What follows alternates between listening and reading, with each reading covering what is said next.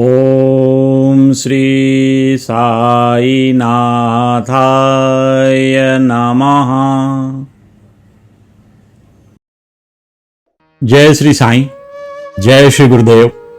पूज्य गुरु जी डॉक्टर चंद्रभान सतपथी जी को प्रणाम करते हुए, उनका आशीर्वाद लेते हुए, श्री सच्चिदानंद साईनाथ महाराज को प्रणाम करते हुए, उनका आशीर्वाद लेते हुए, आप सभी श्रोताओं दर्शकों को प्रणाम करते हुए, आप सभी लोगों का स्नेहाशीष लेते हुए मैं आज के इस सत्संग को प्रारंभ करता हूं।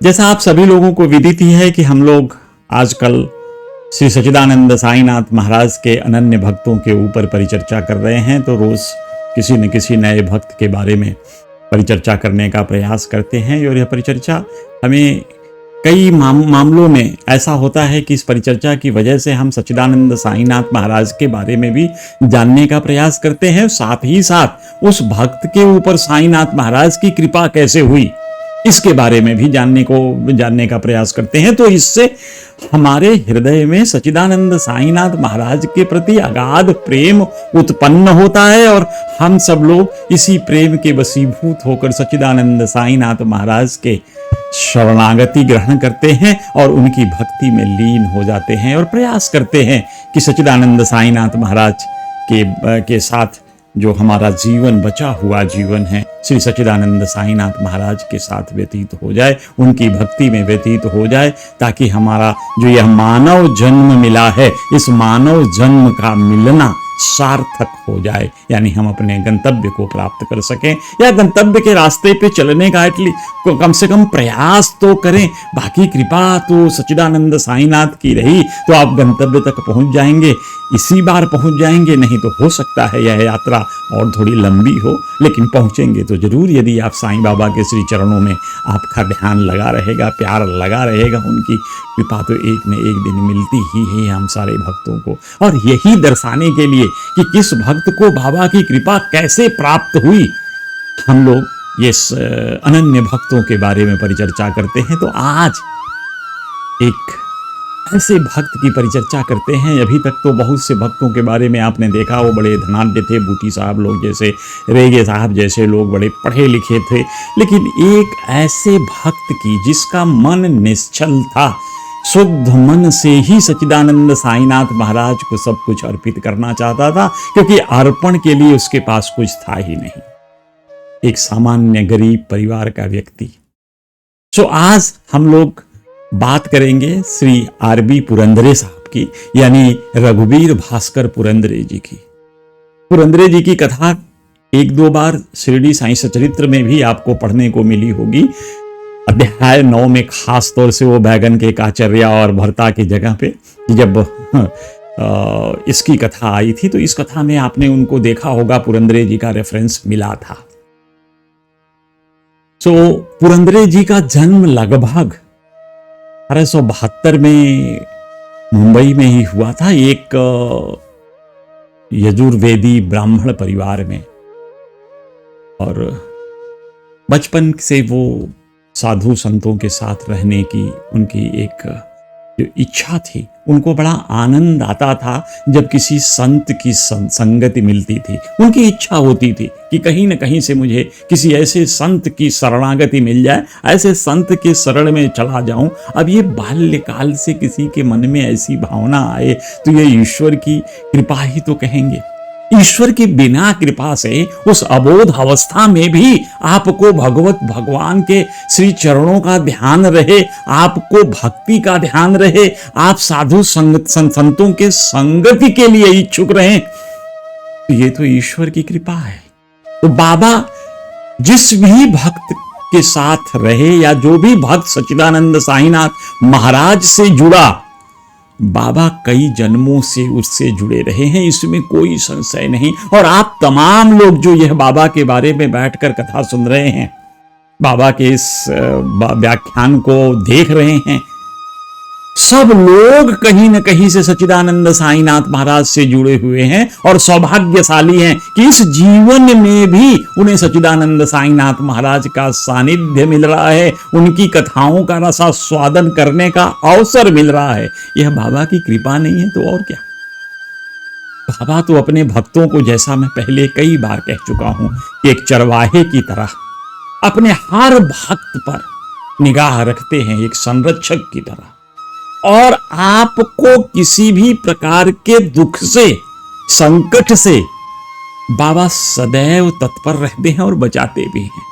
वैसे ही आरबी पुरंदरे साहब यानी रघुवीर भास्कर पुरंदरे साहब के साथ भी यही हुआ। ये पेशे से तो एक क्लर्क ही बन पाए, ज्यादा उच्च शिक्षा नहीं हो पाई थी, तो रेलवे में एक क्लर्क बने और रेलवे में क्लर्क बनने के बाद इनकी तनख्वाह उन दिनों सिर्फ 35 रुपए प्रति माह का वेतन हुआ करता। आप अंदाज लगाइए कि 35 रुपए में अपना परिवार चलाना, वो भी बॉम्बे जैसे शहर में। उस समय जो बॉम्बे जितना बड़ा शहर था, उस शहर में रहते थे, बॉम्बे में हो, और बॉम्बे में ही उनका परिवार भी रहता था और बॉम्बे रेलवेज में वो काम भी करते थे। तो ये क्लर्क थे, लेकिन ईश्वर की कृपा देखिए, आरबी पुरंदरे जैसे एक सामान्य से व्यक्ति को, जो एक सामान्य से क्लर्क की नौकरी करते थे, लिपिक की नौकरी करते थे, आज पुरंदरे साहब की कथा घर घर में सुनी जा रही है। क्या कारण है?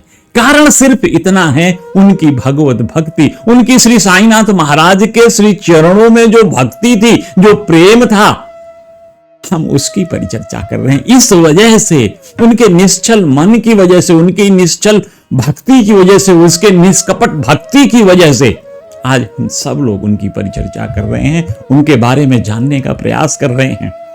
आज पुरंदरे जी हमारे बीच नहीं है, फिर भी हम पुरंदरे जी की कथा कर रहे हैं। क्यों?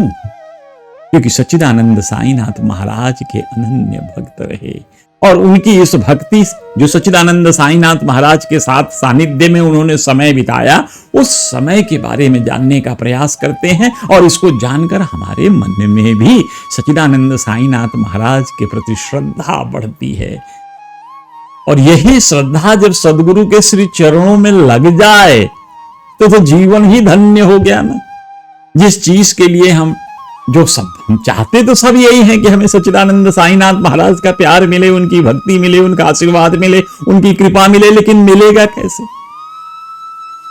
हरि व्यापक सर्वत्र समाना, प्रेम ते प्रकट हो ही मैं जाना। तो भगवान के श्री चरणों में प्रेम तो उत्पन्न होना होगा ना, तब तो भगवान प्रकटित होंगे, तब तो भगवान की कृपा आप पर आएगी। तो यह प्रेम आपके हृदय में उमड़े, हम यही प्रयास कर रहे हैं पुरंदरे जी का जीवन चरित्र देखने से। तो पुरंदरे जी, बाबा उनको राम भाऊ कहते थे। अब किस कारण से बाबा राम भाऊ कह के बुलाते थे वो तो बाबा ही जाने। कभी कभी विश्वनाथ भी कह के बुलाते थे, किसी को पता नहीं था कि विश्वनाथ किसका नाम है। राम भाऊ के नाम से तो सब लोग जान गए थे कि बाबा पुरंदरे जी को राम भाऊ कहते हैं, लेकिन विश्वनाथ किसको कहते हैं इवन बड़े बाबा को भी नहीं पता चल पाया, जो बाबा के साथ बहुत समय तक रहते थे। सो एक बार की बात है, दासगणु महाराज बॉम्बे में अपना कीर्तन कर रहे थे और दासगणु महाराज जब कीर्तन करते हैं तो उनका एक नियम था, वो सच्चिदानंद साईनाथ महाराज की तस्वीर को अपने स्टेज के सामने लगा लेते थे, ताकि जब भी वो भगवान की भक्ति के बारे में बात करें, साईनाथ महाराज के बारे में बात करें, तो हर व्यक्ति को जो कथा में मौजूद है, सब लोग सच्चिदानंद साईनाथ महाराज के बारे में समझ सकें और ये जाने कि कथा किसकी हो रही है और वो फकीर कौन है। बाबा तो परब्रह्म परमेश्वर के साक्षात अवतार सदगुरु सच्चिदानंद साईनाथ के स्वरूप में समाज में व्याप्त कुरीतियों को दूर करने के लिए अवतरित हुए और अपने भक्तों के परित्राण के लिए अवतरित हुए। बाबा ये समाज सुधारक के काम इतने हैं कि उन पे परिचर्चा कभी हम अलग से करेंगे कि साईनाथ सच्चिदानंदमयी साईनाथ महाराज कितने बड़े समाज सुधारक थे। वो समाज में कैसी समाज की परिकल्पना करना चाहते थे कि उस समाज में क्या हो, राम राज्य कैसे स्थापित हो। बाबा भगवान रामचंद्र जी के बारे में भी लोगों से बातचीत किया करते थे, उनके बारे में बताते थे, राम राज्य के बारे में कथाएं सुनाते थे। भगवान राम की सामर्थ्य के बारे में भी बाबा अपने प्रवचनों में शाम को जब प्रवचन करते थे द्वारिका माई में बैठकर, तब भी बाबा इन चीजों की व्याख्या करते थे और समझाते थे कैसे हम अपने अंदर मर्यादा पुरुषोत्तम भगवान श्री राम के गुणों को धारण करे, इस बात को भी बाबा बार बार समझाते थे लोगों को, श्री रामचंद्र जी के, भगवान श्री रामचंद्र जी के बारे में बता करके। कभी कभी कोई भक्त आ भी जाता था तो भगवान श्री राम की कथाओं के बारे में पूछता था, भगवान श्री कृष्ण की कथाओं के बारे में पूछता था, बाबा बताते थे। ये स्वर्णिम समय था, उस समय शिरडी में जितने लोग भी रहे होंगे, मैं तो उनके भाग्य की परिकल्पना भी नहीं कर सकता कि कितने अच्छे भाग्य उनके रहे होंगे जो शिरडी में उस समय सच्चिदानंद साईनाथ के साथ विराजित थे।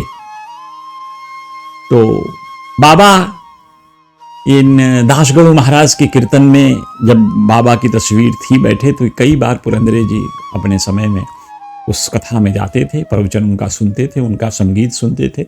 और एक चीज तो मानिए, दासगणु महाराज बाबा के प्रचार प्रसार में बहुत योगदान दिए हैं। और दासगणु महाराज की ऐसी भक्ति थी सच्चिदानंद साईनाथ के, जब वो वर्णन करने लगते थे अपने गीतों के द्वारा बाबा के बारे में, तो ऐसा लगता था कि सच्चिदानंद साईनाथ महाराज जीवंत खड़े होकर के कोई लीला कर रहे हैं। और सब जो प्रेम से सुनते थे उनको ऐसा महसूस होता था कि साईनाथ महाराज के जिन गुणों, जिन लीलाओं की परिकल्पना, जिन गुणों का वर्णन, जिन लीलाओं का वर्णन श्री दासगणु महाराज कर रहे हैं, वो लीला में सब लोग साक्षी हैं। ऐसा लगता था कि मेरे सामने यह लीला हो रही है, क्योंकि व्याख्या इतनी अच्छी होती थी, जब वर्णन इतना अच्छा हो, उस लीला का कोई अंश ना छूटे, उसके बारीकियों को ध्यान रखते हुए उस लीला के बारे में जब बताएं तो आपको लगेगा नहीं कि आप लीला में ही साथ बैठे हो भगवान श्री, जैसे कि साईनाथ महाराज की लीला के आप साक्षी बन रहे हो।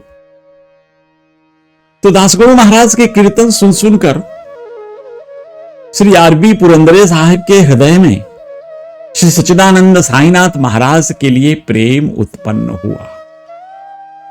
कई बार जब कथाएं सुनने लगे दासगणु महाराज के कीर्तनों में जा जाकर, तो एक दिन को ऐसा लगा कि मैं तो अब मुझे सच्चिदानंद साईनाथ महाराज के दर्शनार्थ शिरडी जाना ही पड़ेगा। उनके हृदय में इच्छा बार बार उठने लगी, बार बार वो प्रयास करते थे, लेकिन समय नहीं होता था। इसलिए बाबा सिर्फ कहते हैं ना कि समय आने पे बाबा चिड़ियों के पांव में जैसे रस्सी बंधती है, वैसे रस्सी बांध कर खींच लेते हैं अपने भक्तों को। तो सच्चिदानंद साईनाथ महाराज का ऐसा लगता था कि उस समय पुरंदरे जी का समय नहीं आया, लेकिन हृदय में इच्छा हो रही थी। और यही इच्छा आपके हृदय में एक भाव उत्पन्न हो तो सदगुरु सच्चिदानंद साईनाथ को उसका एक अंश अवश्य छूता है, और बाबा को पता रहता है कि कौन सा भक्त कहाँ बैठ के क्या कर रहा है और कैसे याद कर रहा है। अगर आपको दुख है तो सच्चिदानंद साईनाथ महाराज अवश्य आते हैं, यदि आप मन से पुकारते हैं। तो ऐसी तो लीलाएं तमाम भरी पड़ी हैं श्री साईं सच्चरित्र में, या तमाम विद्वानों ने जो ग्रंथ लिखे हैं उनमें सब में आप अगर आप नियमित रूप से पढ़ें तो आपको श्री साईनाथ महाराज की अविरल भक्ति मिलेगी, क्योंकि उनके श्री चरणों में आपका प्रेम जगना ही, उनके श्री चरणों के लिए के दर्शन हेतु आपके मन में उत्कंठा होना, व्याकुलता होना ही श्री सच्चिदानंद साईनाथ महाराज की भक्ति की तरह से है।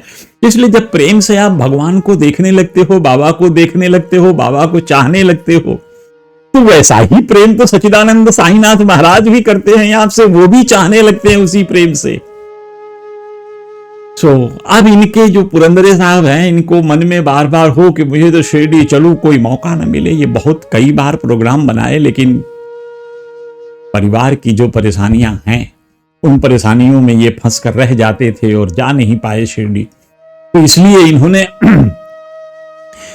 एक दिन निर्णय कर लिया कि अब मैं कल शिरडी जाऊंगा ही जाऊंगा।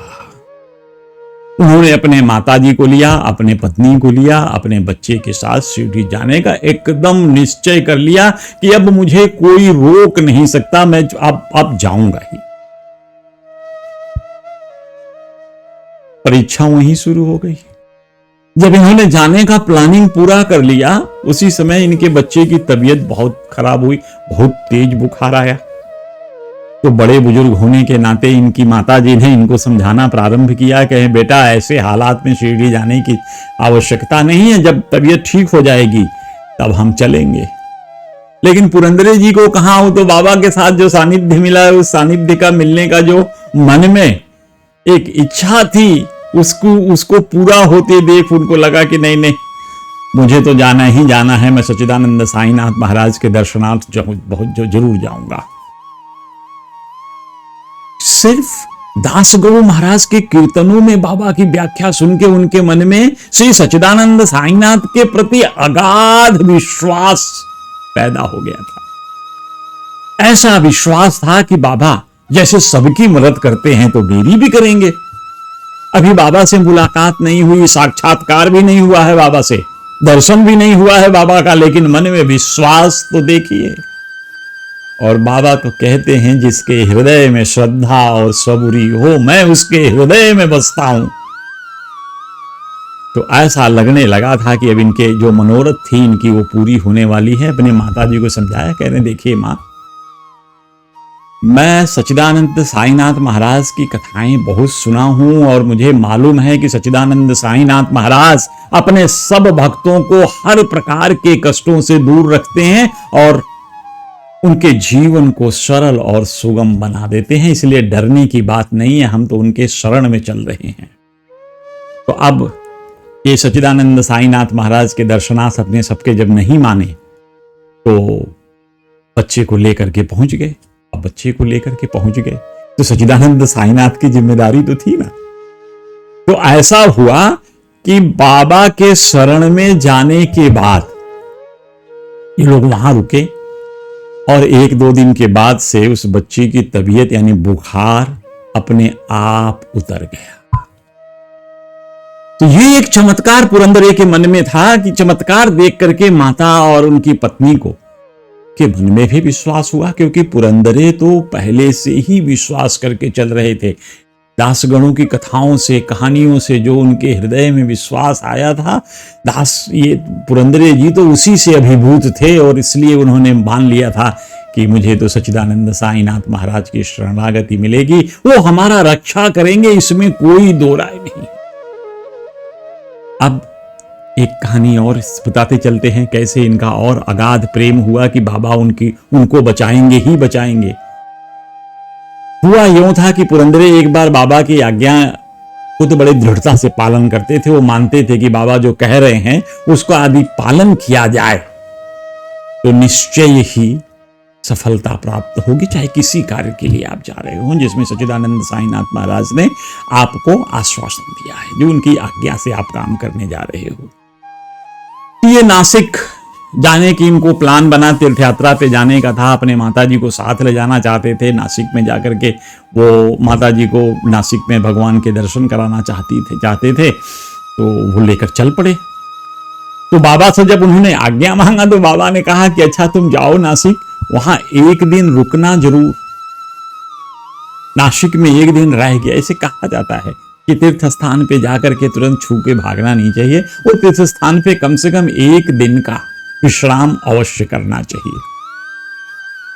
तो पुरंदरे जी ने यह गांठ मान ली कि जब बाबा ने कह दिया वहां एक दिन रहना है, तो वो मान के चले गए कि वहां चल देते हैं। अब जैसे ये नासिक पहुंचे, पता चला कि नासिक में तो प्लेग फैला हुआ, हैजा फैला हुआ है। प्लेग नहीं, हैजा फैला हुआ था। अब हैजा भी छुआछूत की बीमारी, उन दिनों तो हैजा महामारी थी। यानी हैजा होने का मतलब कि भगवान की कृपा ही बचा सकती थी आपको, अदरवाइज उन दिनों ना कोई बड़ी अच्छी दवाइयां होती थी, और हैजा होने पे ये माना जाता था कि अब इनका जीवन पूरा हो चुका है। सो माता जी तो घबरा गई, और जिसके यहां जा रहे थे, जिस परिवार में जा रहे थे, वो परिवार के सारे लोग कहने लगे भाई आ तो गए हो, जो करना है कर लो और यहां से निकल जाओ, यहां रहो मत। क्योंकि उस पुरंदरे के परिवार में जिस परिवार में वो गए थे, वहां भी एक आदमी को हैजा हुआ था। और जब एक आदमी को घर में हैजा हुआ है तो वो सबको फैलने की उम्मीद रहती है, संभावना रहती। तो ऐसे में अब श्री आरबी पुरंदरे और उनकी माताजी को तो घबरा जाना चाहिए। माताजी तो घबरा भी गई, उन्होंने कहा कि नहीं चलो, हमें आज चल देना चाहिए। लेकिन पुरंदरे ने कहा कि ना, बाबा ने कहा है कि एक दिन रुक कर आना, तो मैं बिना एक दिन रुके यहां से जाऊंगा नहीं, और मैं एक दिन रुक कर ही आऊंगा। तो लिहाजा वो वहां एक दिन रुके, और हुआ ऐसा कि इनको कुछ भी नहीं हुआ। ये सकुशल अपने घर वापस चले गए दर्शन करके, और उनको कुछ भी नहीं हुआ। तो ये घटना देख करके इनकी माता जी को भी सच्चिदानंद साईनाथ महाराज में अगाध श्रद्धा उत्पन्न हो गई और विश्वास उत्पन्न हो गया। कहने लगी कि साईनाथ महाराज जरूर रक्षा करते हैं अपने भक्तों की, इसमें कोई संशय नहीं है, कोई इस तरह से कि कोई झूठ नहीं है, ये सत्य है बिल्कुल। जैसे सूर्य पूरब में निकलता है वैसे ही सत्य है। सच्चिदानंद साईनाथ महाराज अपने भक्तों की रक्षा करते हैं, अपने भक्तों के लिए हर समय तैयार रहते हैं। अब वो बाबा के प्रति उनका प्रेम दिन पर दिन बढ़ते चला गया। तो एक बार जब ये अपने माता जी के साथ शिरडी गए, तो माता का हृदय बड़ा निर्मल होता है और अपने बच्चे के लिए ज्यादा धड़कता है, ज्यादा ममता उसको अपने पुत्र पे होती है। माँ को, हर माँ को अपने बच्चों के प्रति ममता अगाध होती है। तो पुरंदरे जी के माता को भी अपने बच्चे के ऊपर बड़ी अगाध ममता थी, और वो चाहती थी कि इसका जीवन बड़ा ही अच्छा रहे, सफल रहे, सुखद रहे, सब तरह से संपन्न रहे। तो पुरंदरे की माता जी ने बाबा से कहा, बाबा एक प्रार्थना है, मेरा बेटा बड़ा भोला है, बाबा इस पे ध्यान रखना, इस पे अपनी कृपा बनाए रखना सच्चिदानंद। बाबा ने कहा, मां तू क्यों परेशान हो रही, ये तो मेरा भी बच्चा, और तुम्हें बता दूं कि मैं तो इसको पिछले कई जन्मों से जानता हूं। जब मैं कई जन्मों से इसका ध्यान रख रहा हूं, तो इसका इस जन्म में क्यों ध्यान नहीं रखूंगा। बाबा कह रहे हैं, मैं तो बचपन से इसको इस पे ध्यान रखा हूं, इसको कोई भी परेशानी नहीं आने दिया बचपन से ही, कि कोई भी परेशानी ना आए। मैं इसके बिना, बाबा ने कहा कि मां मैं तो चाहता हूं कि अपने भक्तों के भोजन कर लेने के बाद ही मैं भोजन करूं, मैं इतना ध्यान अपने भक्तों का रखता हूं। अब मां का हृदय बाबा के ऐसे आश्वासन सुनकर के गदगद हो गया, खुश हो गई प्रसन्नता से। अब वो ऐसे करुणामयी सच्चिदानंद साईनाथ महाराज कि यह तू कृपा अपने भक्तों के ऊपर बरसता देख, किसका मन खुशी से नहीं झूम उठेगा। सो मां ने बाबा को प्रणाम किया और बाबा से जाने की आज्ञा मान ली। यही चीज एक सच्चिदानंद साईनाथ की विशेषता है कि बाबा अपने भक्त को जो भी वो चाहते हैं वो सब देते हैं। जिन चीजों का भक्तों को अभाव होता है, सच्चिदानंद साईनाथ महाराज उन चीजों को अपने भक्तों को अवश्य देने का प्रयास करते हैं। इनके पास गरीबी थी, पुरंदरे जी के पास 35 रुपए महज मासिक वेतन, हाँ सिर्फ 35 रुपए महीने। उतने में ये क्या कर सकेंगे, परिवार का पालन पोषण करना है।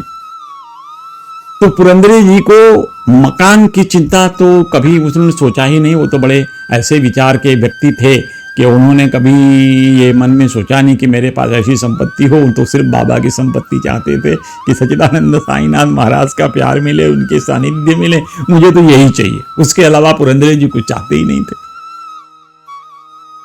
और बाबा की तो ऐसी थी कि ना भाई,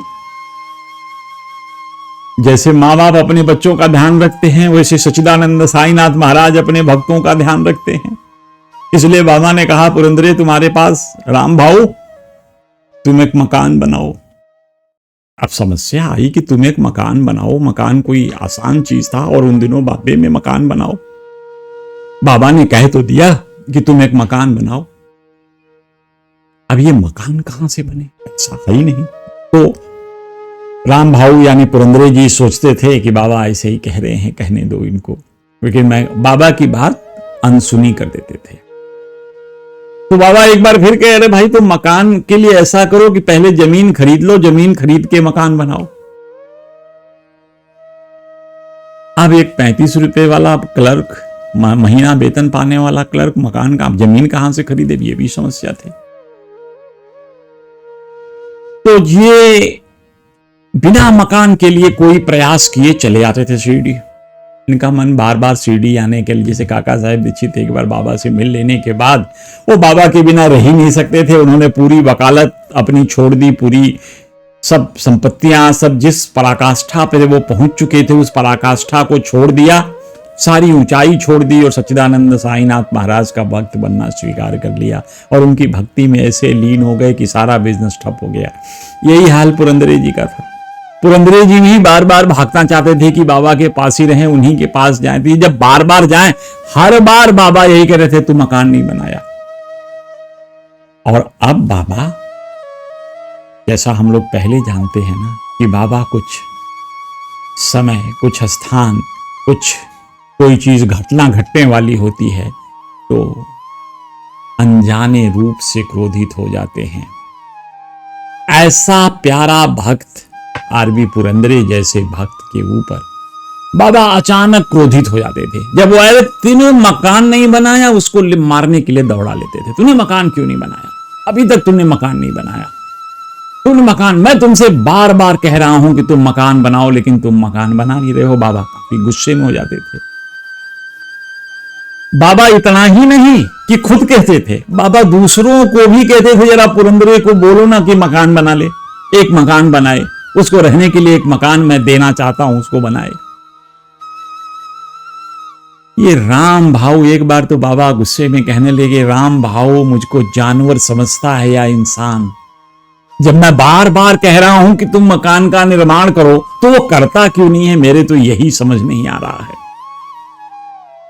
तो एक बार बाबा ने, नाना साहब ने बाबा को कहा, बाबा, नाना साहब चांदोरकर कह रहे, बाबा मैं समझता हूं आप चाहते हैं उसको मकान हो, लेकिन इतनी परिस्थिति ऐसी नहीं है, उनके पास तो संपत्ति नहीं है, वो मकान कहां से बनाएंगे? जीवन यापन के लिए 35 रुपए महीने मिलता है, उससे उनका जीवन चल रहा है, मकान कहां से बना लेंगे बाबा? तो बाबा ने कहा, अरे उसको मकान क्यों नहीं बनेगा? तो नाना ने कहा, नहीं नहीं नहीं बाबा, मैं बनाकर मकान उन्हें बनवा कर दे दूं क्या? तब बाबा जोर से और क्रोधित हो गए। कह रहे हैं, बाबा जब तक मैं बैठा हूं, मैं नहीं चाहता कि पुरंदरे के मकान, राम भाऊ के मकान के लिए कोई और खर्च करे। मेरी सरकार में राम भाऊ के लिए पर्याप्त संसाधन हैं। मैं राम भाऊ को इसी सरकार से मदद दिलवाऊंगा। अब बाबा किस सरकार की बात कर रहे थे उस समय? हमें तो ऐसा लगता है कि बाबा परमात्मा की बात कर रहे थे। और बाबा जब सरकार की बात करना तो परमात्मा, बाबा की तो और कौन सरकार? बाबा की सरकार तो अल्लाह मालिक, भगवान श्री राम भला करेंगे, यही बात बाबा बार बार कहते थे। तो उनको ये पड़ा था, कहते थे, अरे मेरी सरकार के पास राम भाऊ का इतना धन पड़ा है। अब ये राम भाऊ का इतना धन सरकार के पास पड़ा है, इसका क्या तात्पर्य? इसका तात्पर्य यही कि राम भाऊ ने पिछले जन्मों में बड़े कर्म किए हैं, वो सदकर्म सब इकट्ठा हो रखे, उनको फलीभूत होना है। तो बाबा इसलिए कह रहे हैं कि राम भाऊ जब कभी भी चाहेगा तब उसका मकान बन जाएगा। इसीलिए मैं उसे डांटता हूं कि वो जल्दी जल्दी जाए और मकान बनवा ले। जब बाबा की इतनी डांट पड़ी तब पुरंदरे जी को लगा कि अब मकान बिना बनवाए शांति नहीं है, लेकिन ये बाबा हैं, मेरे पास पैसा नहीं है, इस चीज को बाबा क्यों स्वीकार नहीं करते? तो पुरंदरे बड़ा परेशान होकर के फिर कहे, अच्छा चलो इससे कैसे करें, क्योंकि बाबा हर बार डांटते हैं। और वो बाबा की डांट, वो चाहते थे कि बाबा की संगति मिले, बाबा का आशीर्वाद मिले। तो उन्होंने मन में प्लान किया कि ऐसा विचार किया कि चलो मकान हम कहां बनाते हैं, बांद्रा से दूर, शहर में तो बना नहीं सकते उन दिनों, शहर बांद्रा तो शहर नहीं था, बांद्रा तो गांव की तरह से था। तो बहुत दूर बांद्रा में भी बहुत दूर जाकर के एक छोटी सी जमीन लेने की उन्होंने प्लान की कि यहां चल के जमीन ले लेते हैं। तो एक बार बाबा से यह पिंड छूट जाएगा। अब जमीन ले लेते हैं, छोटी सी सस्ती मिल जाएगी, जो होगा आगे देखा जाएगा। बाबा से तो कम से कम डांट खाने से तो बच जाऊंगा। अब देखिए बाबा अभी उस पैसे के बारे में वो सोच रहे हैं पुरंदरे की कैसे व्यवस्था करें। तब तक बाबा का भेजा हुआ दूत यानी पुरंदरे जी का एक मित्र पुरंदरे के पास आकर कहता है, अरे पुरंदरे, तुम एक जमीन खरीद रहे हो तो जमीन खरीद लो यार, एक अच्छी जमीन खरीद लो। तो कहा, लो ये पैसे, तुम इससे जमीन खरीद लो। मुझे पता चला कि तुम जमीन खरीदना चाहते हो और तुम्हारे पास पैसा नहीं है, तो मैं तुम्हें पैसा देता हूं, इस पैसे से जमीन खरीद लो। पुरंदरे को कुछ समझ नहीं आ रहा कि जमीन खरीदना मुझे, यह व्यक्ति आकर के मुझे कह रहा है कि पैसे मैं दे रहा हूं, जमीन खरीद लो।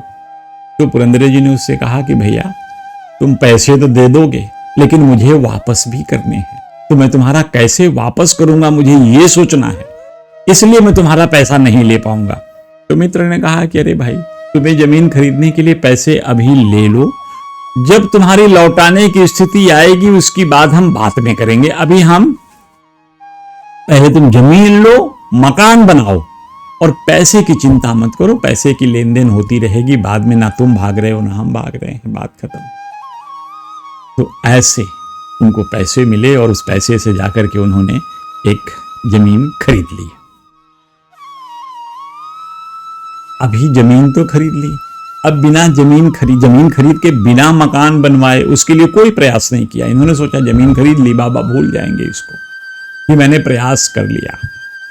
अब ये रामनवमी के दिन पुरंदरे साहब गए शिरडी, मकान बनवाया नहीं। अब जैसे ही बाबा के पास गए, बाबा बहुत क्रोध में उनसे मिले, देखते ही क्रोधित हो गए। अब उस दिन क्या था कि उस दिन द्वारिका माई में रामनवमी, आप सब लोग जानते हैं कि रामनवमी का कितना बड़ा उत्सव शिरडी में मनाया जाता था और रामनवमी के उत्सव में बहुत भीड़ होती थी। तो द्वारिका माई के दर्शन में, बाबा के दर्शन के लिए बहुत भीड़ लगी हुई थी और काफी लोग भीड़ को नियंत्रण कर रहे थे। और भीड़ में हर व्यक्ति चाहता था बाबा के नजदीक जाएं, और बाबा के धक्के, लोगों के पीछे से भीड़ के धक्के के कारण, और ये भाई साहब जो आगे किसी तरह से निकल गए थे पुरंदरे जी, पीछे से धक्का आया और ये बाबा के ऊपर गिरते गिरते बच गए। तो ये कारण बाबा को मिल गया मौका और हो गए क्रोधित, बोले तू मुझे ना तो द्वारिका माई में आराम करने देते हो ना कहीं और, मैं तुम्हें यही मस्जिद में अपने चरणों के पास अपने हाथों से गाड़ दूंगा। इतने कठोर शब्द साईनाथ महाराज ने पुरंदरे जी के लिए बोला। और धीरे धीरे शिरडी के हर लोग ये जानने लगे कि बाबा का जो गुस्सा है वो हमारे लिए आशीर्वाद ही होता है, क्योंकि बाबा का गुस्सा उस परिस्थिति के लिए होता है जो हमारे कार्यक्रमों को, हमारे विचारों को, हमारे भक्ति को आगे बढ़ने से रोकता है। तो उन विचारों के प्रतिरोध में बाबा गुस्सा करते हैं, उनको शांत करने के लिए कि तुम किसी तरह से, तो बाबा ग्रह काटते हैं, जिसको कहते हैं ना कि हमारा ग्रह कटा। तो जो कर्म है आपके खराब, जिसकी वजह से परेशानियां आती हैं, उन कर्मों को बाबा अपने क्रोध से काटते हैं।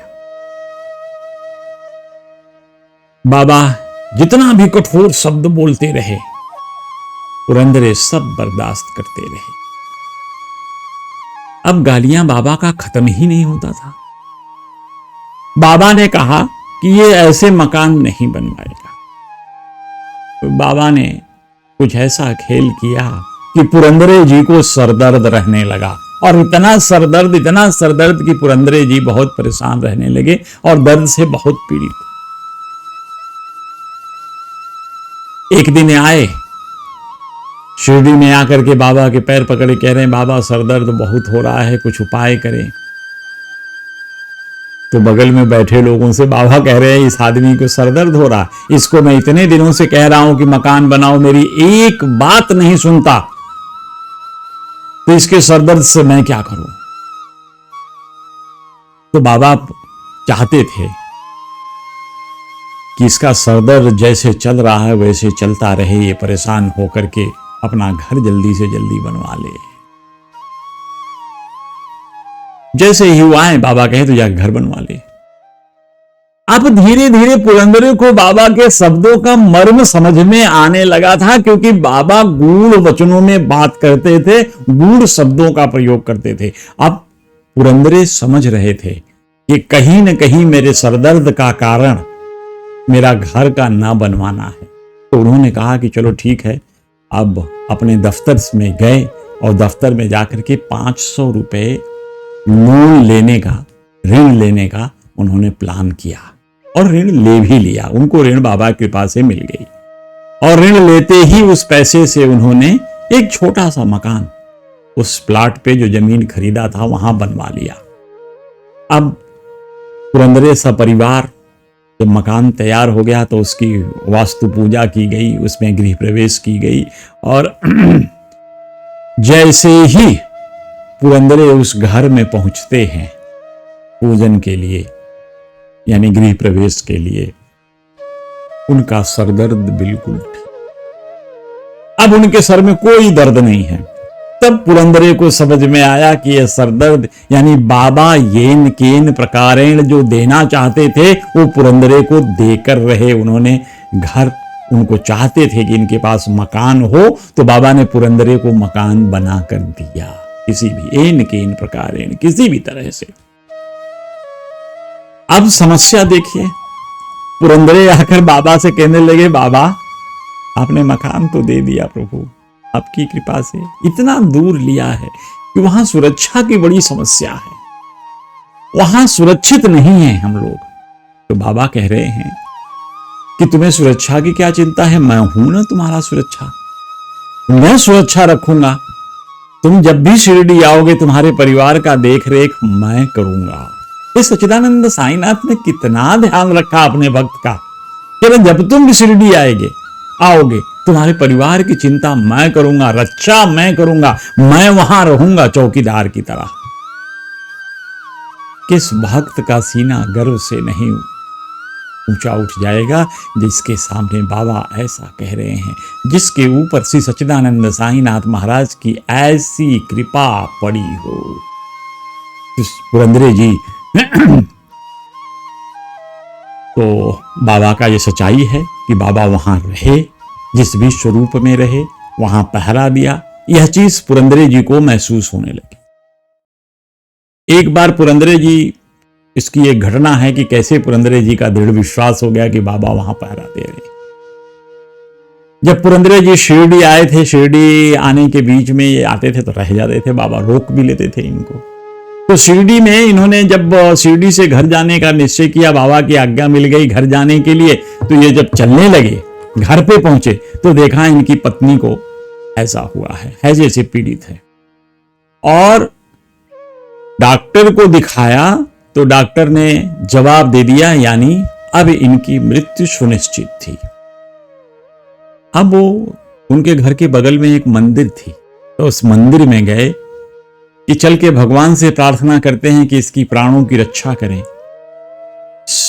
ऐसा देखिए संयोग कहिए या बाबा की कृपा कहिए, जब ये मंदिर में जाते हैं दर्शन करने भगवान से कि उनसे कृपा मांगू मैं कि मेरी पत्नी को ठीक कर दीजिए, तो बाबा वहां खड़े मिलते हैं मंदिर में। उन्होंने बाबा को से कहा और बाबा से प्रार्थना करने लगे, उनके पैर पे गिर के लिपट गए बाबा से, कह रहे हैं बाबा मेरी ऐसी ऐसी स्थिति मेरी पत्नी की हो गई, डॉक्टरों ने मना कर दिया। तो बाबा ने कहा तुम चिंता मत करो, कुछ नहीं होगा उससे, तुम घर जाओ और उसे तीर्थ और थोड़ी सी उदी तुम उसे पिला देना। और ये भाई साहब घर चले आए, घर आए खुशी खुशी, अपने गुरु का ऐसा प्यार मिल जाए तो खुशी क्यों नहीं हो। तो जैसा बाबा ने कहा उनके आदेश का अक्षरशः पालन करते हुए वो घर आए, बाबा के तीर्थ में थोड़ी सी उदी मिला करके और उनको पिला दिया। तुरंत तो कोई लाभ दिखा नहीं, लेकिन पुरंदरे को बाबा के शब्दों में अटूट श्रद्धा थी, अटूट विश्वास था। और जैसे ही यह विश्वास सच्चिदानंद साईनाथ का आपके हृदय में जमेगा, आपके हृदय में बाबा के प्रति विश्वास आएगा, यह अपना खेल प्रारंभ कर देता है और उसी समय इनके हालत में धीरे धीरे सुधार होने लगा। इनकी दिल की धड़कनें नियंत्रित होने लगी। जो इनको डिहाइड्रेशन हो रखी थी हैजा की वजह से, वो धीरे धीरे इनको पानी पचने लगा और धीरे धीरे इनकी तबीयत ठीक हो गई और ये बिल्कुल ही स्वस्थ हो गई 2-3 दिनों में। जिस रोगी को डॉक्टर मना कर दिया कि अब मैं इस पे कुछ नहीं कर सकता, उस रोगी का बाबा के तीर्थ और उदी से ठीक हो जाना आपके मन में कितना विश्वास पैदा करे।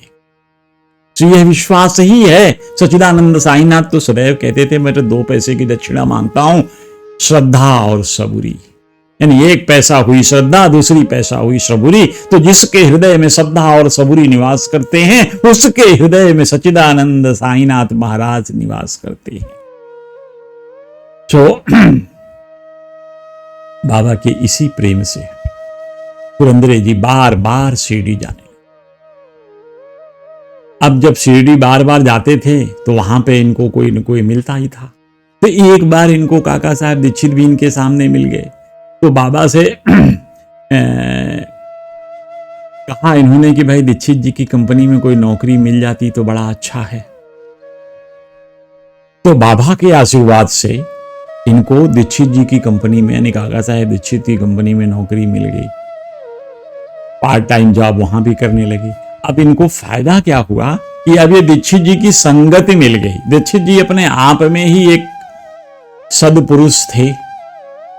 बाबा की असीम कृपा उनके ऊपर रही और दीक्षित जी की संगत इनको मिली थी। ये दोनों, और दोनों बाबा को बहुत चाहते थे। दीक्षित जी भी शिरडी में ही रहना चाहते थे, बॉम्बे रहना नहीं चाहते थे। पुरंदरे भी शिरडी में ही रहना चाहते थे, बॉम्बे में आना नहीं चाहते थे। तो ये दोनों जब मौका लगे तब शिरडी भाग जाए और बार बार ये चले जाएं शिरडी में। और इनको जब पुरंदरे जी जाते थे तो बाबा कई बार पुरंदरे जी को रोक लेते थे। बहुत दिनों तक पुरंदरे जी को ही रख लेते थे। आप इधर रोक तो लेते थे बाबा, लेकिन इधर चूंकि रेलवे में नौकरी करते थे तो रेलवे के जो अधिकारी थे वो उनकी बात से नाराज हो जाते थे। उनको छुट्टियों के लिए एक बार तो ऐसी हालत हो गई कि उनको धमकी दी गई कि अब आप अगर विलंब से आए और ऐसे एब्सेंट रहे, अनुपस्थित रहे, तो तुम्हें मैं निश्चय ही नौकरी से निकाल दिए जाओगे। इनका फोरमैन ऐसे गए तो फोरमैन इन पे बड़ा नाराज होने लगा, बहुत कुछ सुनाने लगा। तो ये स्थिति बन गई इनकी कि इन्होंने कहा अब कुछ नहीं करना है, मुझे अब त्याग पत्र दे देना है इस नौकरी से, क्योंकि इस नौकरी ही मेरे और साईं के बीच में मिलने में बाधक है। ये नौकरी नहीं रहेगी तो मैं स्वतंत्र रूप से सच्चिदानंद साईनाथ महाराज की सेवा शुश्रूषा कर सकूंगा, शिरडी में रह सकूंगा। इसलिए उन्होंने तुरंत ही त्याग पत्र लिख लिया और त्याग पत्र लिख करके अपने वरिष्ठ अधिकारी के पास चले गए। वरिष्ठ अधिकारी ने त्याग पत्र देखा तो उन दिनों नौकरी मिलना इतनी कठिन थी और ऐसी नौकरी में त्याग पत्र देना कोई न कोई जरूर बहुत बड़ा कारण होगा। तो वो बाबा की कृपा से उस ऑफिसर के, उस अधिकारी के हृदय में भाव जगा, अच्छे भाव आए।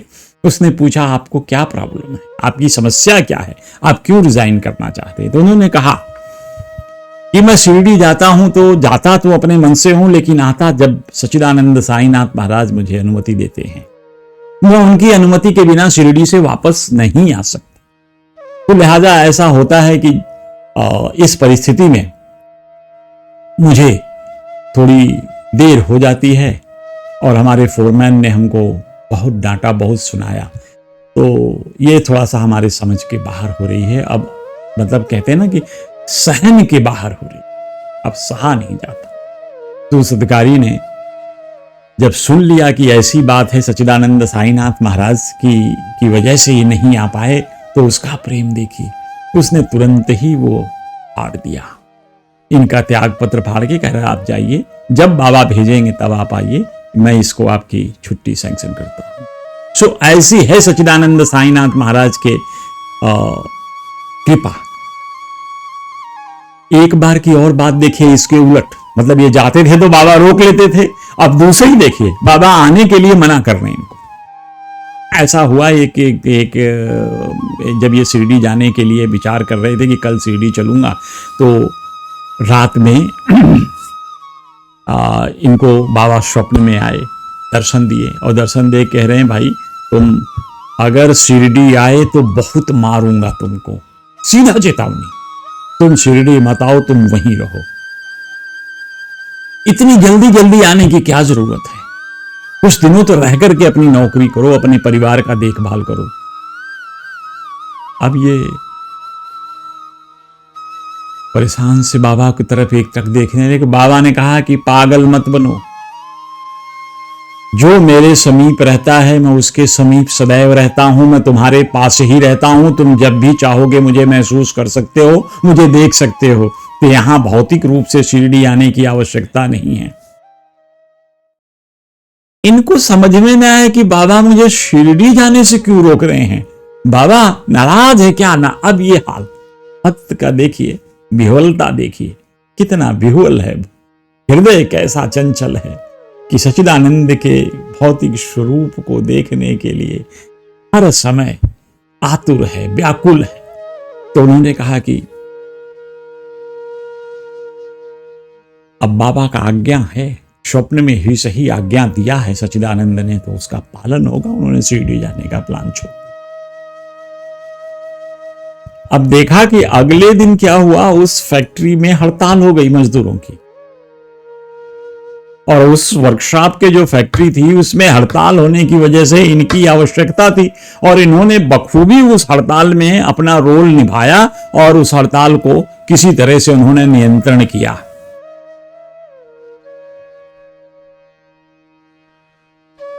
इसलिए ये सच्चिदानंद साईनाथ महाराज यह जानते हैं कि हमारे भक्त की कब कहां कैसे जरूरत है।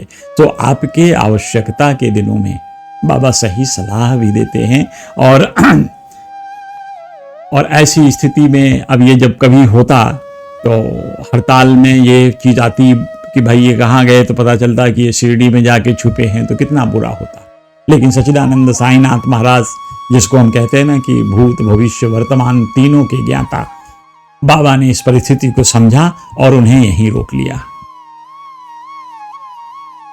इनको ये पता था क्योंकि ये बार बार जाते थे शिरडी में, तो बाबा की दिनचर्या क्या होती थी, कब बाबा प्रसन्न रहते थे, कैसे बाबा भिक्षाटन करते थे, इन सब चीज़ों को बड़े बारीकी से बाबा के कार्यक्रम में सम्मिलित होते थे, बड़े प्रेम से। सो ये सब पे नज़र भी रखते थे। एक बार ये 1915 की बात है।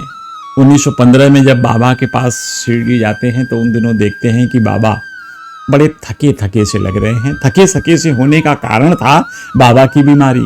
बाबा को उस समय दमा की बीमारी हो गई थी।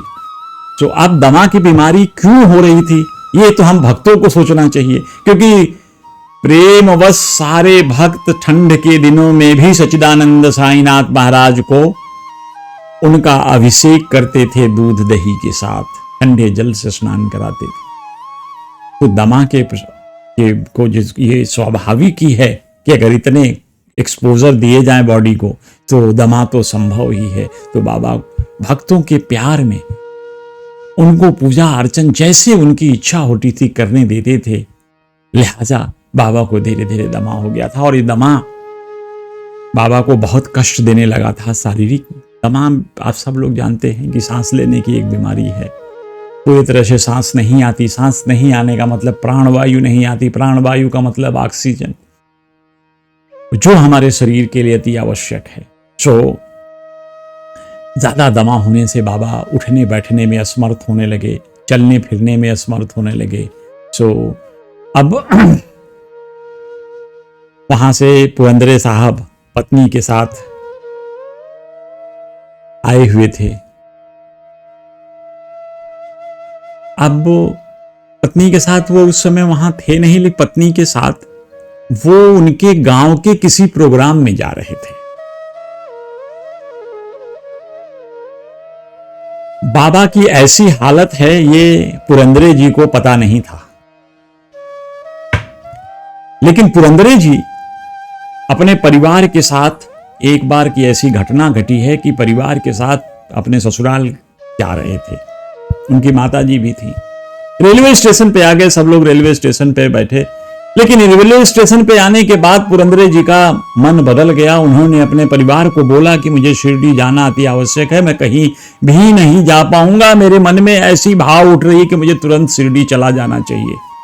उनके माँ ने बहुत समझाया, परिवार ने बहुत समझाया, पर वो शिरडी जाने वाले गाड़ी में जाकर बैठ गए और सीधा शिरडी चले।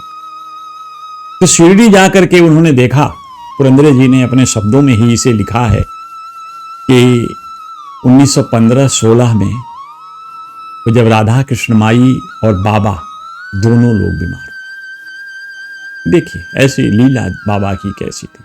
तो जब ये पहुंचे द्वारिका माई के बाहर से, तो इनको कह रहे हैं कि द्वारिका माई के बाहर से ही हमें सांसों की जोर से आवाज सुनाई पड़ी कि कोई जोर जोर से सांस ले रहा है, और दमा की वजह से ये बाबा सांस ले रहे थे।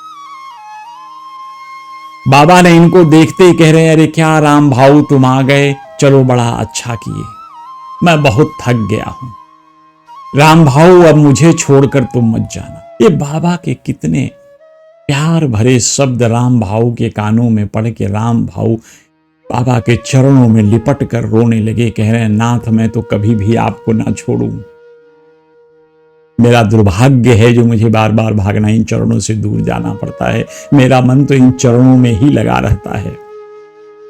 तो बाबा ने उनसे कहा, मैं तो 3-4 दिन से तुम्हारी प्रतीक्षा करूं।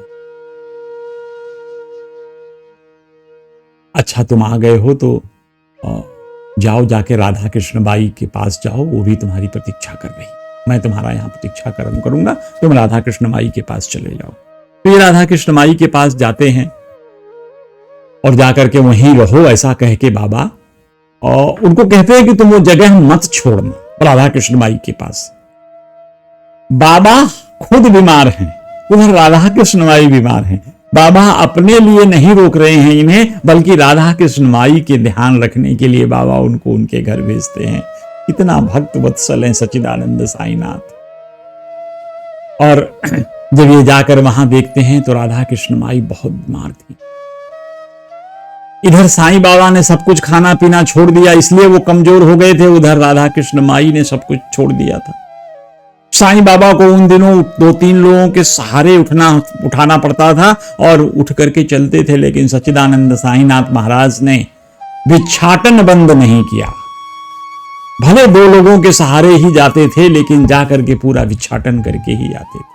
तो ऐसे सच्चिदानंद, उन्होंने कहा कि एक बार जब ये लेंडी बाग जा रहे थे तो मैंने बाबा को सहारा दिया था, ये अवसर मुझे भी मिला था कि बाबा को, क्योंकि कमजोर थे, तो बाबा को सहारा दे करके मैं लेंडी बाग तक ले गया।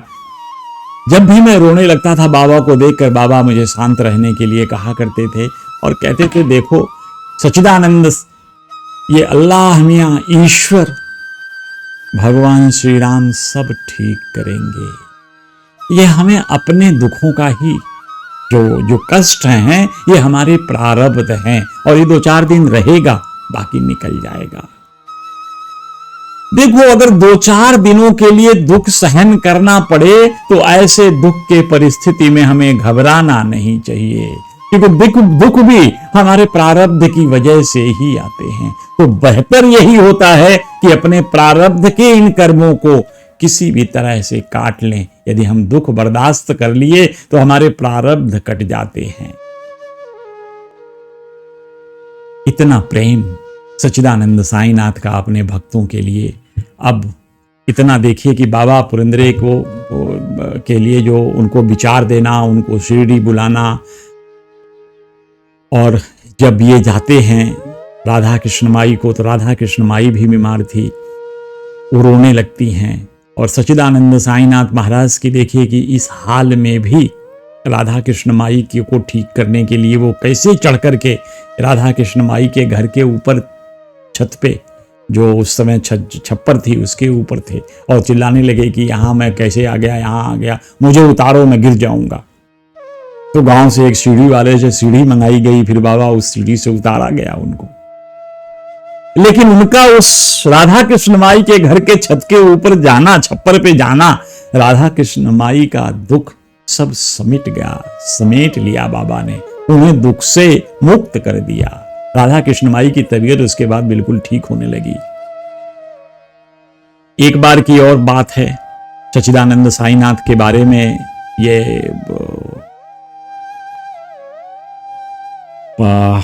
आरबी पुरंदरे साहब कहते हैं कि एक बार उनको देखा कि शिरडी में धीरे धीरे फूल कम हो गए थे।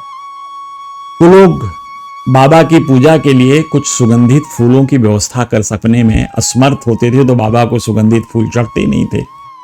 तो इनके मन में आया कि क्यों नहीं मैं शिरडी में एक ऐसा बाग तैयार करूं कि इसमें फूल लगा दिए जाएं और बाबा को यहीं से फूल पर्याप्त मात्रा में मिल जाएंगे। इन्होंने कहा ठीक है, चलो ठीक है। बाबा से उन्होंने बात आई, बाबा के इनके मन में आई। इन्होंने जाकर के कुछ बॉम्बे से फूल, कुछ दूसरे जगहों से फूल, पौधे के गमले इत्यादि सब लेकर के आए और यहाँ पर रख दिया। राधा कृष्ण माई के घर में सारा कुछ रखा था। राधा कृष्ण माई ने कहा कि तुम जब ये फुलवाड़ी लगाने जा रहे हो, जब तुम बाग तैयार करने जा रहे हो, तो सच्चिदानंद साईनाथ महाराज से अनुमति ले लो। बाबा ने इन्हें अनुमति नहीं दिया। समस्या ये हुई कि बाबा ने कहा कि नहीं, मुझे फूल नहीं चाहिए, तुम्हें चाहिए तो तुम अपने घर पे लगा लो, लेकिन मुझे कोई किसी फूल की आवश्यकता नहीं। अब ये क्या करते? बाबा ने मना कर दिया। बाबा ने मना कर दिया तो लिहाजा सारे पौधे वहीं के वहीं रखे रह गए बाहर। ये द्वारिका माई के आसपास के जगहों पे लगाना चाहते थे पौधे, तो सारे पौधे रखे रह गए। ये बड़े दुखी हुए। दुख इतना होता था कि मैं पौधे ले आया हूं और पौधे मर रहे हैं, और बाबा के लिए उस रास्ते में भी फूल लगाना चाहते थे कि जिससे बाबा के रास्ते भी सुगंधित रहें, जो लंडी बाग तक द्वारका माई से जाते थे, तो उसको भी ये पुष्प लगाना चाहते थे, लेकिन लगे बाबा तो मना कर दिए। तो जो पौध थी पुष्पों की, बेल थी, वो सूखने लगी, वहीं रखा रह गया। पुरंदरे जी को बड़ा दुख हुआ। बाबा, उनका कोमल हृदय पुरंदरे जी के दुख को देख करके पिघल गया। उन्होंने 3 दिन के बाद पुरंदरे को बुलाया और उस सूखी बेल को लगाने के लिए कहा। पुरंदरे कहते हैं, बाबा अब तो मुझे ऐसा दुख हो रहा है कि आप इन पौधों को, उनको कह रहे हैं कि मुझे तो इतना दुख हो रहा है बाबा कि अब मेरी मृत्यु आ जाए तो मेरे अर्थी पे आप इन पौधों को लगा देना, क्योंकि ये भी जीव हैं और इनको मरते हुए देखकर मुझे बहुत कष्ट हो रहा है। तो बाबा ने कहा कि ऐसा कैसे, मेरे रहते ये कैसे पौधे मर सकते हैं? तुम सामने वाले बरगद के जमीन के नीचे से मिट्टी ले आओ, वो मिट्टी बड़ी शुद्ध है, उस मिट्टी से इन पौधों को लगा दो और ये सब चीज आएंगे, मैं जिलाऊंगा सारे पौधों को। सच्चिदानंद साईनाथ महाराज के लिए क्या कठिन। वहां से वो गांव से फिर सब लोग, राधा कृष्ण माई वगैरह वगैरह सारे लोग मिलकर के मिट्टी ले आए, फिर पौधे लगाने शुरू हो गए। और फिर बाबा की कृपा से, बाबा की दिव्य शक्ति से धीरे धीरे ही वह बागवानी हरी भरी हो गई और सूखे बेल बड़े कम समय में ही हरा भरा होकर तेजी से बढ़ने लगी। एक बार की और वाकया है ऐसे ही बाबा के साथ, जो पुरंदरे जी की कहानियां हैं उनमें से कुछ जो चीजें मिलती हैं, मैं आपके लिए सोचता हूं कि इनको आपसे शेयर करूं, आपके साथ बांटूं। तो पुरंदरे जी की एक और कथा, पुरंदरे जी जिसका बखान करते हैं कि एक बार शिरडी में इन्होंने बाबा के साथ तस्वीर रखने के लिए एक पालकी बनाई। जैसा आज आप लोग देखते हो ना, बाबा की पालकी जाती है, लोग दूर दूर से पालकी के साथ चल चल के पैदल यात्रा करते हुए शिरडी पहुंचते हैं। तो उस समय भी लोगों के मन में था कि बाबा की एक तस्वीर रखकर पालकी से हम लोग कभी कभी इस पालकी में बाबा की पालकी यात्रा निकाला करेंगे। तो लिहाजा भक्तों के प्रेम से वो बड़ी पालकी चांदी की बन गई और इसमें चांदी के आभूषण चारों तरफ, लटकन फटकन, हाथी घोड़े जो चांदी के होते हैं उनको लगाया गया उसमें। और लगाने के बाद बाबा के सामने इसमें कहा गया कि बाबा इसको हम लोग द्वारिका माई में रख देते हैं। जब बन गई तो बाबा ने कहा, खबरदार, जो इसको द्वारिका माई में ले आए तुम इसको बाहर रहने दो। अब भक्तों को ऐसा लगता था कि ये चांदी की बनी हुई चीज है, अगर बाहर रख दिए तो कुछ दिक्कत हो सकती है। तो उन्होंने, अब बाबा के सामने किसकी हिम्मत, कौन बोल सकता था साईनाथ महाराज को कि नहीं इसको हमको द्वारिका माई में रखना है? कोई बोल नहीं पाया, लिहाजा उसको बाहर रख दिया गया। और रात में चोरों को मिल गया मौका उन्होंने पालकी से जो चांदी के हाथी बने हुए थे वो सारे निकाल लिए उसमें से। लोग सवेरे जाकर बाबा से फिर कहे बाबा रखने दो, देखो हाथी चोरी हो गए उस पालकी से। तो बाबा ने कहा अरे तो अच्छा होता वो पूरी पालकी ही चोरी हो जाती, मुझे कोई इस बाह्य आडंबर में लगाव नहीं है, मुझे कोई इस तरह की चांदी सोने की चीजों से कोई आडंबर नहीं, कोई लगाव नहीं है, वो चोरी हो जाती तो अच्छा है। यह बात सुनकर के पुरंदरे जी को बड़ी तकलीफ हुई।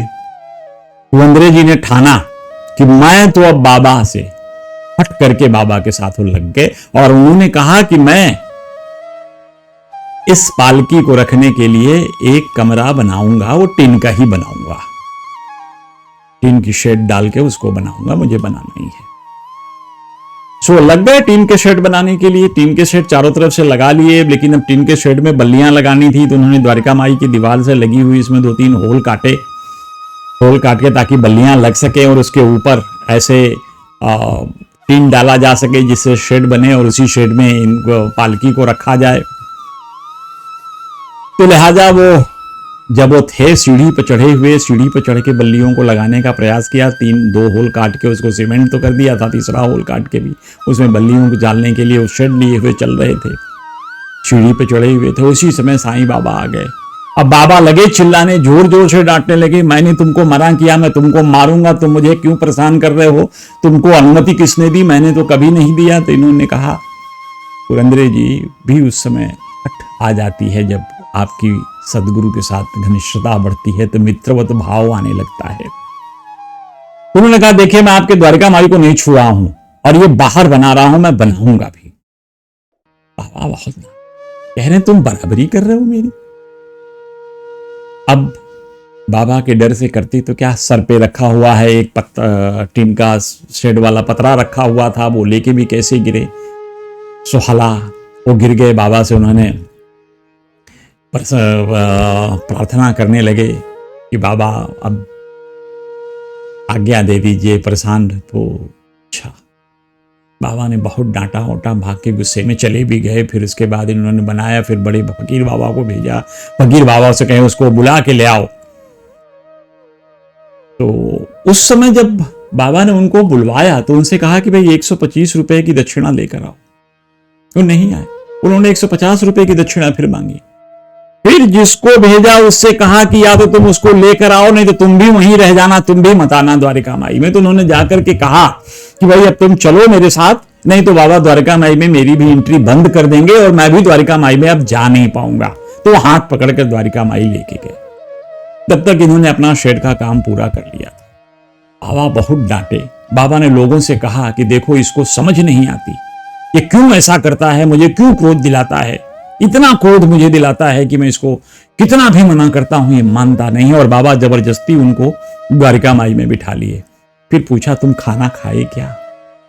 वाह हरे भक्त वत्सल भगवान श्री साईं, उन्होंने तुरंत एक तरफ तो डांट रहे हैं, दूसरी तरफ मां की तरह प्यार भी कर रहे हैं कि बच्चा खाया नहीं।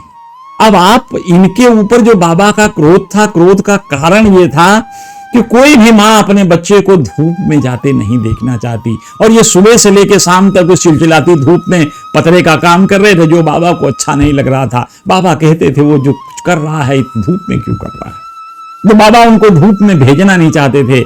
इसलिए बाबा उनको अपने साथ बिठाए, खाना खिलाए, और सब कुछ होने के बाद बाबा उनको फिर तब तक तो बन ही गया था, और बाबा उनको खिला पिला करके सबके साथ इसको शांति दे दी। ये सच्चिदानंद साईनाथ महाराज का प्यार है। और जिस क्षण ये बन रहा था, ये इनका शेड जो बनाया जा रहा था पालकी रखने के लिए, इसी से जुड़ी एक और कथा। बीच में जब ये एक बार आए थे शिरडी से, मतलब बॉम्बे से शिरडी जा रहे थे, तो इनके मन में भाव आया कि मैं चलकर बाबा को कुछ आम खिलाऊंगा। जाते जाते शिरडी ये आम खिलाने का भाव खत्म हो गया, भूल गए कि बाबा को कैसे आम खिलाना है, लेके जाना ही भूल गए। तो बाबा ने जाते ही इनसे पूछा, सच्चिदानंद साईनाथ त्रिकालदर्शी भगवान पूछ रहे हैं कि तुम अकेले आए हो किसी को लेकर आए हो। लेकिन नहीं बाबा मैं तो अकेले आया हूं। कर अच्छा। तो बाबा तब पूछ ही लिए कि तुम तो आम लेकर आने वाले थे। आप इनकी घिघी बंद गई, इनको समझ में ना आया बाबा को कुछ कैसे पता, सारी चीजें पता। तो बाबा ने कहा हाँ तुम तो आम लेकर आने वाले थे। अरे बाबा वो रास्ते में बहुत अच्छे आम नहीं मिले थे इसलिए नहीं ला पाया। तो बाबा ने कहा अच्छा तो चलो हम आम तुम्हें मंगाते हैं, तुम्हें आम खाना है। ये इधर शेड पे तब तक काम कर रहे हैं जिन दिनों, उन्हीं दिनों एक आम का पार्सल आया बड़ा सा, इन्हीं के नाम का, यानी आरबी पुरंदरे के नाम से। तो बाबा ने लोगों को भेजा भाई कि उसका पार्सल आया, उसको बुलाओ। तो वो जल्दी आने के लिए तैयार नहीं हुए। तो बाबा ने कहा कि भाई तुम्हारे नाम का पार्सल है, उसके नाम का पार्सल है, मैं तो नहीं लेता। तो लिहाजा मजबूरी में पुरंदरे जी द्वारिका माई में आए। तो बाबा कहें लो भाई तुम्हारा पार्सल आया है, तुम्हें आम आया है, इसमें से खोलो और निकालो। पुरंदरे जी तैयार न हो, कह रहे मेरा दुनिया में कोई है ही नहीं जो मुझे आम भेजे, ये किसी ने मेरे गलत नाम से, मुझे गलती से मेरा नाम लिख दिया। बाबा कहा मैं नहीं जानू भाई, नाम गलती से हो कि सच्चे से हो, लिखा तो आपका नाम है, खोलोगे आप ही। अब इनको डर भी लगे कि अगर ज्यादा कुछ करूंगा तो कहीं ऐसा ना हो सच्चिदानंद साईनाथ मारने लगे। तो डर से इन्होंने पार्सल खोला और पार्सल में से बाबा ने कहा दो आम निकाल लिया। इन्होंने जैसा कहा था, दो आम निकाल के बाबा ने कहा खाओ अपना आम भाई, तुम एक तुम खाओ, एक बड़े मियाँ को, बड़े फकीर बाबा को दे दो। तो फकीर बाबा की तरफ बाबा कह रहे नहीं, जब तक बाबा नहीं खाएंगे मैं नहीं खाऊंगा। तो इन्होंने बाबा से बार बार ये प्रार्थना कर रहे हैं दोनों कि प्रभु आप खा लीजिए फिर हम खाएंगे, आप बाबा पहले ले लीजिए। बाबा कह रहे ना भाई तेरा आम है तू ग्रहण कर, मैं ना लेता।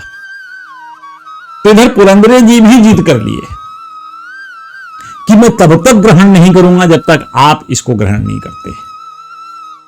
बाबा दो चार गालियां भी दिए, गुस्सा भी हुए। गुस्सा होने के बाद उन्होंने पार्सल में से दो आम निकाले और दो आम निकाल करके उसको गुलगुला करके एक आम फकीर बाबा को दिया और एक आम पुरंदरे जी को दिया। पहले एक चूसा, एक बार चूस करके पुरंदरे को दिया। पुरंदरे का हृदय गदगद हो गया, उन्होंने भगवान के प्रसादम के रूप में उसको ग्रहण कर लिया। इससे अच्छा प्रसाद और क्या मिलेगा। तो ऐसे हैं हमारे सच्चिदानंद साईनाथ महाराज। बाबा लोगों उनसे नाराज रहते थे तो लोगों को कहते भी थे कि चाहे कुछ भी हो ये मेरा बच्चा है, ये मेरा बच्चा है, ये मेरा अपना है, इसको चाहे डांटूं मारूं कुछ भी करूं लेकिन यह है तो मेरा बच्चा। और बाबा सदैव तत्पर रहा करते थे इनके लिए कि धीरे धीरे इनको सांसारिक चीजों से मोह हटाते हटाते इनका बाबा सच्चिदानंद साईनाथ महाराज के श्री चरणों में जो अटूट विश्वास था, प्रेम था, उसके साथ रहते हुए इन्होंने एक दिन, इनकी और भी कथाएं हैं साईनाथ महाराज के साथ साथ, लेकिन कितनी कथाएं ये तो हमारी लिमिटेशंस हैं, हम सब कथाएं तो ना हमको मिल पाती हैं। लेकिन काफ़ी दिन शिरडी में रहे तो निश्चय ही इनके साथ बाबा का जो सानिध्य था उसमें कई लीलाएं बाबा की देखी होगी और उन लीलाओं का इन्होंने वर्णन किया होगा। तो ये चीज़ें हम कभी जब और समय आएगा तो हम लोग कभी बात कर लेंगे, नहीं तो अभी जितना इन्होंने कहा है। और सच्चिदानंद साईनाथ महाराज से इनके साथ जो पुरंदरे जी का संबंध था, इनके बारे में श्री पुरंदरे जी की कहानी को मैं यहीं विराम देता हूँ और श्री सच्चिदानंद साईनाथ महाराज से प्रार्थना करता हूँ कि आप सभी श्रोताओं और भक्तों के हृदय में उनका वास हो, आप सभी लोगों को सच्चिदानंद साईनाथ महाराज की अविरल भक्ति मिले, आप सभी लोगों का श्री सच्चिदानंद साईनाथ महाराज के श्री चरणों में दृढ़ विश्वास जमे और सभी लोग आप भगवान की भक्ति में आगे बढ़ें, निरंतर आगे बढ़ें, ताकि आपके मनुष्य जीवन का जो लाभ मिलना था, जो मनुष्य जीवन का जो मुख्य उद्देश्य था, आप सभी लोगों का वह पूरा हो सके। सच्चिदानंद साईनाथ महाराज सदैव आप सभी लोगों के साथ रहें, आप सभी लोगों का मार्ग प्रशस्त करें। जय श्री साईं।